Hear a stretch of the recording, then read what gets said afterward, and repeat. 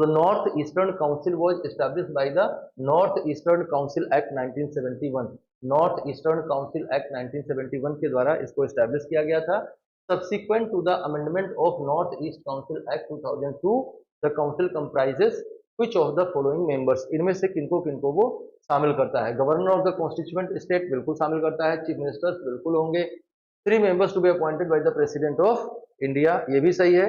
The home minister of India इसमें शामिल नहीं होते हैं, बल्कि पूर्वोत्तर राज्यों के मामलों के लिए एक मंत्री नियुक्त किया जाता है, वो इसका अध्यक्ष होता है। तो आंसर क्या होगा? 1, 2 एंड 3 इसमें ये शामिल नहीं होंगे, 1, 2, 3 ही शामिल हैं, तो 1, 2, 3 आंसर होगा। इसके डिटेल में चलते हैं, इसके आंसर के डिटेल में हम थोड़ा चलते हैं और देखते हैं कि क्या है ये पूर्वोत्तर राज्य परिषद। पूर्वोत्तर राज्य परिषद के बारे में थोड़ी जानकारी आप ले लें, क्योंकि ये जरूरी है। जब से ये मणिपुर हिंसा और ये सब घटनाएं हो रही हैं, तो पूर्वोत्तर के पॉलिटिकल सेटअप के बारे में जानना आपको आवश्यक है।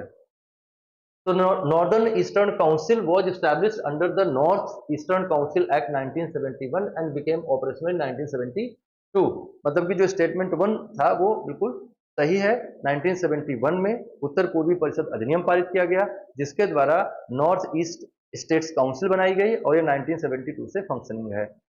भारत में ये भारत के पूर्वोत्तर राज्यों में आर्थिक और सामाजिक विकास के लिए एक नोडल एजेंसी के रूप में कार्य करता है।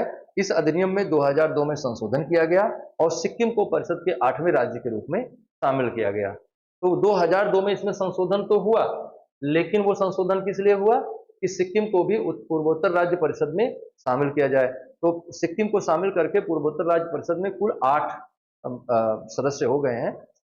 ये जो संरचना है एनईसी की, इसमें संवैधानिक राज्यों के राज्यपाल, जिसमें से अरुणाचल प्रदेश, असम, मणिपुर, मेघालय, मिजोरम, सिक्किम, नागालैंड और त्रिपुरा शामिल है, इनके राज्यों के राज्यपाल इसके सदस्य होंगे और इन सभी राज्यों के मुख्यमंत्री इसके सदस्य होंगे।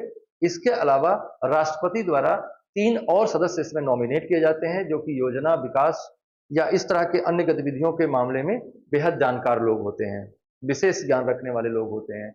और केंद्रीय गृह मंत्री एनईसी के मेंबर नहीं होते हैं, बल्कि इसके लिए पूर्वोत्तर क्षेत्र विकास मंत्री होता है, जो इसका सदस्य भी होता है और इसके बैठकों की अध्यक्षता भी करता है।